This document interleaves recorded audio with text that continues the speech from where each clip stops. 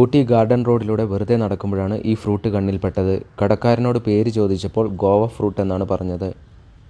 ഗോവ ഇപ്പോൾ ഒരു സംസ്ഥാനമല്ലേ, ആ സംസ്ഥാനത്തിൻ്റെ പേരെന്തിനാ ഈ ഫ്രൂട്ടിനിട്ടത്? ഇവിടെ ലോക്കലി ഈ ഫ്രൂട്ടിൻ്റെ പേര് ഗോവ ഫ്രൂട്ട് എന്ന് തന്നെയാണ്. പേര് കൺഫേം ചെയ്യാൻ ഞാൻ കുറേ ഊട്ടിക്കാരോട് ഫ്രൂട്ട് കാണിച്ച് പേര് ചോദിച്ചു. എല്ലാവരും ഒരേ സ്വരത്തിൽ ഗോവ ഫ്രൂട്ട് എന്നാണ് പറഞ്ഞത്. ഗോവ ഫ്രൂട്ടിൻ്റെ കോമൺലി ആക്സെപ്റ്റഡ് പേര് കണ്ടുപിടിച്ചു. ബനാന പാഷൻ ഫ്രൂട്ട്, അതാണ് പേര്. ജെമിനായിയോട് ചോദിച്ചു, ജെമിനായി പറഞ്ഞു തന്നു, അത്രയേ ഉള്ളൂ. ഇപ്പോൾ എക്സ്റ്റെൻസീവ് റിസർച്ച് ഒന്നും നടത്തേണ്ട ആവശ്യമില്ല, നമ്മുടെ ബുദ്ധി ഉപയോഗിക്കേണ്ട ആവശ്യമേ ഇല്ല. ചാറ്റ് GPT യോടോ ജെമിനായിയോടോ ഒക്കെ ചോദിച്ചാൽ മതി, അവർ പറഞ്ഞുതരും. ഇതിങ്ങനെ പ്രസ് ചെയ്യാൻ നല്ല രസമുണ്ട് കേട്ടോ, ഒരു സ്പഞ്ച് പോലെയാണ്. അങ്ങനെ ഓവറായിട്ട് പ്രസ് ചെയ്യരുത്, ചിലപ്പോൾ ഉള്ളിലൊക്കെ പുറത്തേക്ക് തെറിച്ച് വരും. ജസ്റ്റ് പയ്യെ പ്രസ് ചെയ്യാൻ നല്ല രസമുണ്ട്. ഇനി ഇതിൻ്റെ ടേസ്റ്റ് എങ്ങനെയാണെന്ന് നോക്കാം. ഇതിൻ്റെ പേര് ബനാന പാഷൻ ഫ്രൂട്ട് എന്ന് വരാൻ കാരണം ഇതിൻ്റെ ഷേപ്പായിരിക്കാം. ചെറുപഴത്തിൻ്റെ ലുക്കൊക്കെ ഉണ്ട്.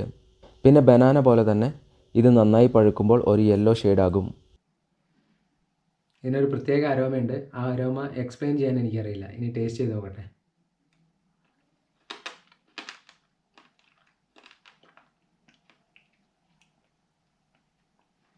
എൻ്റെ എക്സ്പ്രഷൻ കണ്ടപ്പോഴേ നിങ്ങൾക്ക് കാര്യം മനസ്സിലായി കാണും. ഇതിന് മെയിനായിട്ടും പുളിയാണുള്ളത്, നല്ല പുളി, കണ്ണൊക്കെ അടഞ്ഞു പോകുന്ന അത്രയ്ക്ക് പുളിയുണ്ട്.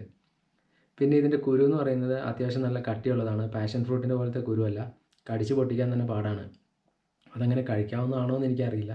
ഞാനെന്തായാലും കടിച്ചു പൊട്ടിച്ച് കഴിച്ചു. പഴുത്ത ബനാന പാഷൻ ഫ്രൂട്ടിന് ചെറിയ മധുരമൊക്കെ ഉണ്ടാകുമെന്നാണ് കടക്കാരൻ പറഞ്ഞത്. ഇതിപ്പോൾ സ്കിൻ യെല്ലോ അല്ല, മേ ബി അതായിരിക്കും ഇത്രയ്ക്ക് പുളി. ഇതിൻ്റെ ഫ്ലേവറിനെയും അരോമയും റെഗുലർ പാഷൻ ഫ്രൂട്ടിൻ്റെ ഫ്ലേവറും അരോമയായിട്ട് കമ്പയർ ചെയ്യാമെന്നേ ഉള്ളൂ, പക്ഷേ ഡിഫറെൻ്റ് ആണ്. എവിടെയോ എന്തൊക്കെയോ ഒരു സിമിലാരിറ്റി, അത്രയേ ഉള്ളൂ.